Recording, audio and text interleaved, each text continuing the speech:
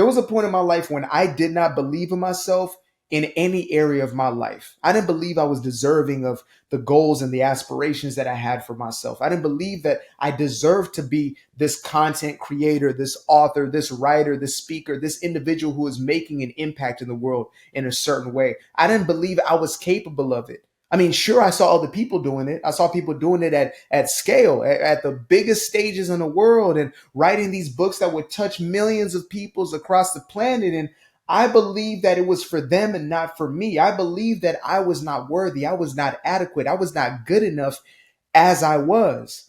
And even if I had the skill sets, even though I had the aptitudes and the talents and the gifts, people would tell me all the time, man, you need to speak, man. You need to, even in music. I mean, I built a following in music and I still couldn't see the gifting that I had in music.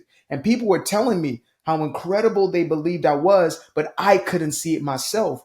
And at the end of the day, it didn't matter what anybody else saw in me. Because so long as I did not believe in me, then I would not throw myself into my gifting. I would not throw myself into my purpose the way that is necessary in order to move and shake our lives in a way when we finally live in our purpose. And it wasn't until quite recently where I finally gave myself over to my gifting, where I finally said, you know what?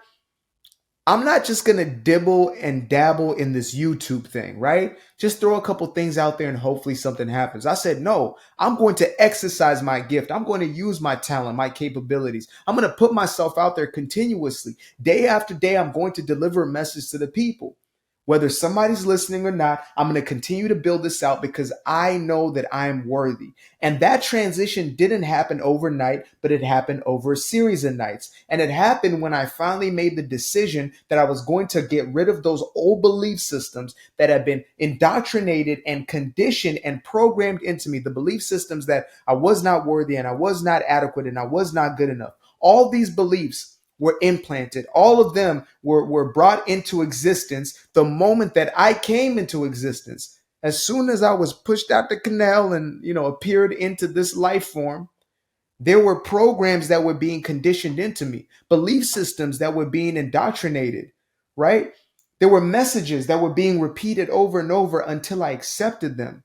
And I resisted them. Just like any other child, I resisted that I wasn't good enough to be on the big screen or the small screen. I resisted that I wasn't good enough to, be a Will Smith or be a 50 Cent or whatever else that I saw even on TV and media, etc. I resisted that I couldn't do these things until I got the message enough times that I just wasn't good enough. That just wasn't for me. That wasn't realistic. I needed to be more practical. And once I started to take upon myself the voice of the world, the insecurities and the inadequacies and the lack of self-belief in the world, then and only then did I completely let go of who I truly was. And 2 decades later, here I am, finally back to that 7-year-old version of me who was looking up to the skies with these great aspirations and zero doubt in his heart, knowing what he was going to do in this world. And so that self-belief that developed in me or has cultivated in me to the point where I'm unapologetic about what I do at this point, right? I left the corporate setting, the corporate plantation in order to do what I truly desired to do. I left behind a comfortable life. I had a 2-room apartment in the middle of the Bay Area. I was living life, single man, doing my thing. And all of a sudden I said, you know what? I want to create the life that I want. And fortunately, I was able to move back in with my folks, which most people wouldn't. But I had to swallow my pride to do so. I had to swallow my pride and buckle down and say, you know what? I really want to build my life in the way that I desire. And I couldn't do it in a framework where I was 1 foot in, 1 foot out. I had to throw myself. That's just my personality type. And it's not something I say everybody should do, right? I'm not going to tell you what to do step by step because that's you and your own unique situation, your own position in life right now. I don't know what your mentality or your emotional state is. I don't know if it's going to freak you out to the point of freezing and you do nothing, right? But I do know that the moment you make a decision to believe in yourself, because it is a decision, right? Belief is cultivated or it is rediscovered from within ourselves. And it's a decision that we make in order to cultivate that belief system, in order to bring that belief back into ourselves.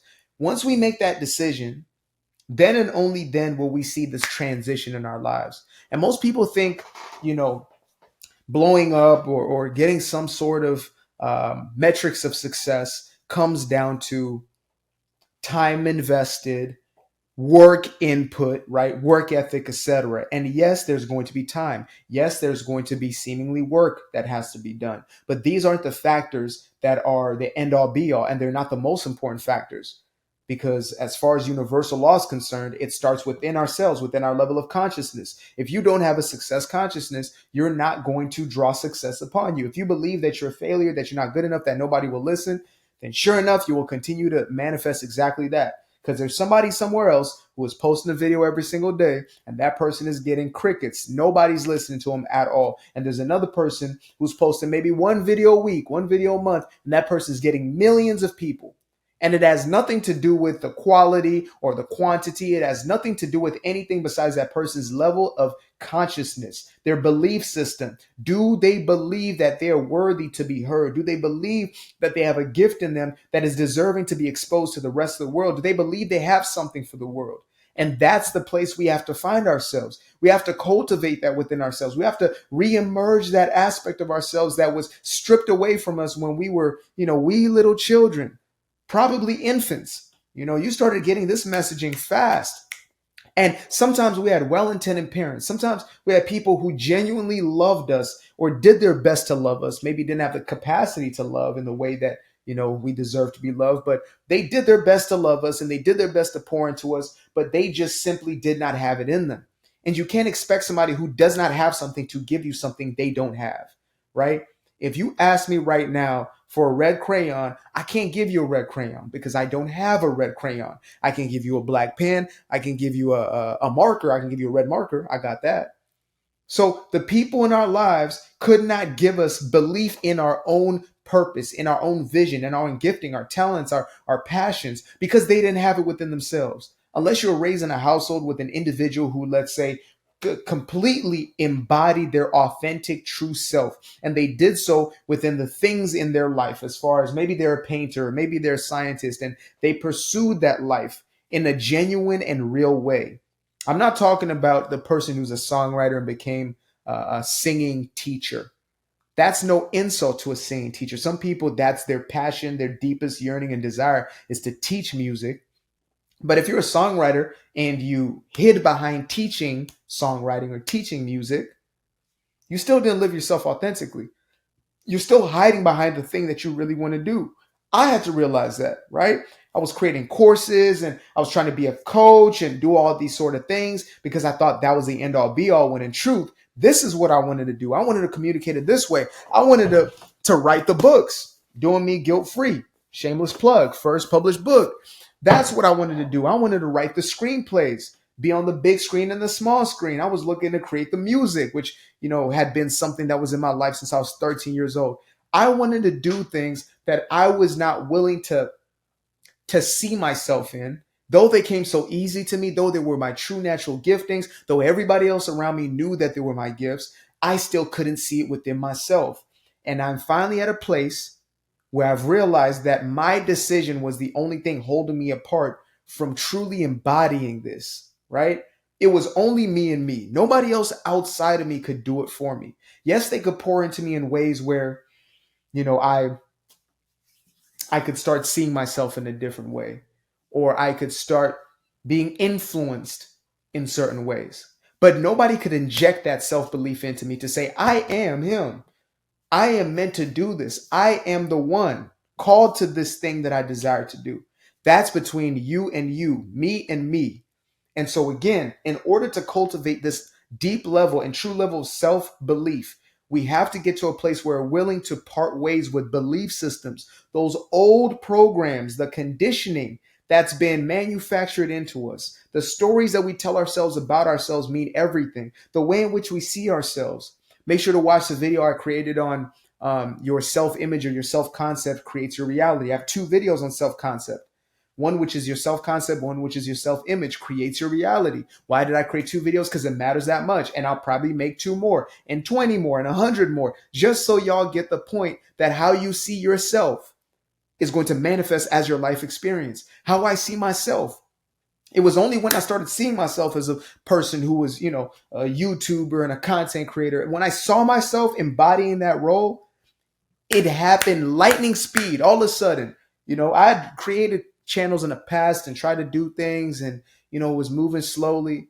But literally, this channel that I built, it was only within 5 to 6 months of really going in where my channel gets monetized and, other things start turning on and start gaining traction. And by the time, you see this a year from now, as opposed to this moment, me filming it, people might be mind blown. How did this happen? This is incredible. Wow, he blew up, overnight success or whatever it may be. But yet it was me continuously cultivating that internal belief, seeing myself as the one who's reaching millions of people and not being afraid to proclaim that, not being afraid to put that statement into the universe and to mean it, right? Again, it is self-belief. So it is self-induced. Belief from other people can only influence our experience, but it cannot shift and change our experience the way that we can. That is our job. And so this entire channel is dedicated to your empowerment. I am your personal power plug. That's how I see myself. Your personal power plug, just to get you plugged back into yourself. But it's your decision. Like, I can't do that for you. I can't decide whether or not you're going to turn that switch on and generate the power that's already within you. I can't decide for you whether you're going to walk in your purpose or not, whether you're going to step into your freedom or you're going to continue to walk in a victim mentality. I can't make that decision for you. You have to make that for yourself. And it is only through your intentionality. It is only through your decision making. And when you make that decision that, you know what, I'm ready to let go of these old belief systems, life is going to help you in that direction, but you have to commit yourself. There is work to be done, and I will continue to create content for as long as I'm alive. I will continue to put content out there that will help to guide you in the direction of cultivating. But again, without the decision is 51% of the way every single time. When you decide, not make a choice. A choice is, this or that. A choice is, I can retreat tomorrow. A decision is, this is what it is, and there's no other alternative. When you are able to stand or set your line in the sand in that way, there is nothing that is going to get between you and your destiny, period.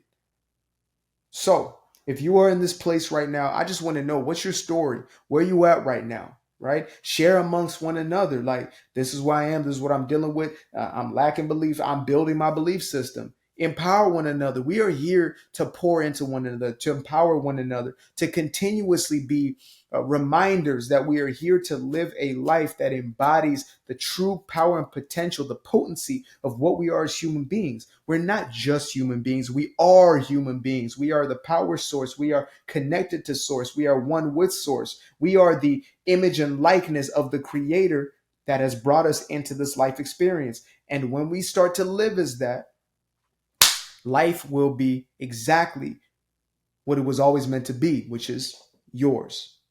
So, appreciate you guys for tapping in. Again, shameless plug of my first, actually guilt-free plug, my first published book, Doing Me Guilt-Free, Breaking Free from People Pleasing and Unleashing Your True Personal Power. Make sure to get yourself a copy. Get yourself 2 or 3 copies for the people that you love. This might be an amazing gift. Well, it will be an amazing gift for whoever you gift it to. But more importantly, it's a gift to you as you gift it to yourself. Appreciate you guys for tuning in. Namaste. Namaskar.